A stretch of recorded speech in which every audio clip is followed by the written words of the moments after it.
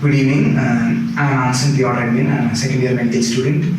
So today I'll be examining your eye and your ear. But before that, could you tell me your name? Edwin. Okay. Do you use spectacles? No, not at all. Okay. So we'll be examining your eye in a few minutes. Thank you. Thank you.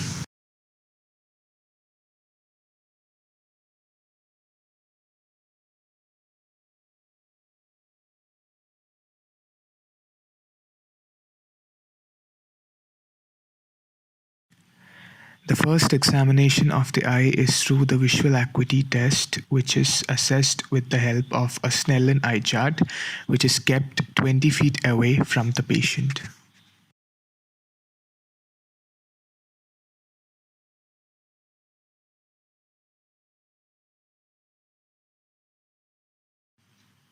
Next is the static wiggle test in order to assess the visual fields of the eye. Here, the patient is asked to focus directly into the nose of the doctor and is asked to tell when he sees the wiggly fingers. Next, we examine the sclera and the conjunctiva. We ask the patient to look upward and we depress the lower eyelids with our thumb. We notice the vascular pattern and color of the sclera and the conjunctiva. The sclera appears white and the conjunctiva appears pink and shiny. Next, we examine the eyes for convergence. Here I ask the patient to focus their eyes on the tip of the pen as I move the pen closer to the eyes and vice versa.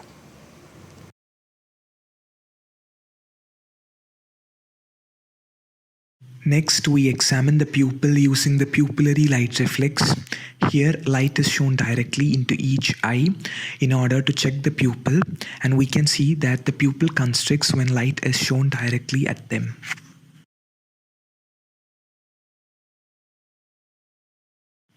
Next, we examine the extraocular eye movements. Here, we ask the patient to focus the tip of the pen and to follow its directions. We ask the patient to report if there is any double vision. Next, we examine the retina using an ophthalmoscope. With the ophthalmoscope, we move closer to the patient's face, just a few inches away. We first start locating the optic disc. After locating the optic disc, we locate or examine the peripheral retina, and finally we examine the macula. For examining the macula, the patient should be asked to look directly into the light, and it should be done lastly because it can be irritating to the patient. Next, we move on to the assessment of the ears. We'll start by looking at the ear pinna of both the ears to check if they are in proper position and are symmetrical. We also palpate the ear pinna to check if there is any kind of pain or discomfort. Now we perform the whispered voice test.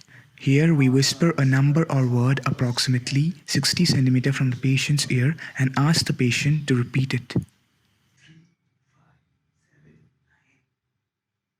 3, 5, 7, 9.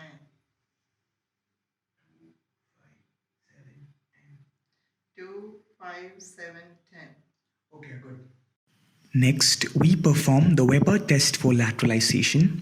Here, we place a vibrating tuning fork over the head of the patient and ask the patient if he or she can hear the sound in both the ears. Now we perform the Rinate test for air conduction and bone conduction. Here, we place the vibrating tuning fork at two positions.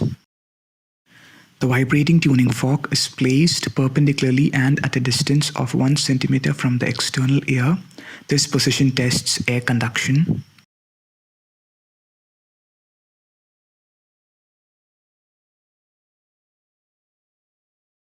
Bone conduction is tested by placing the base of the vibrating tuning fork on any bony area surrounding the ear.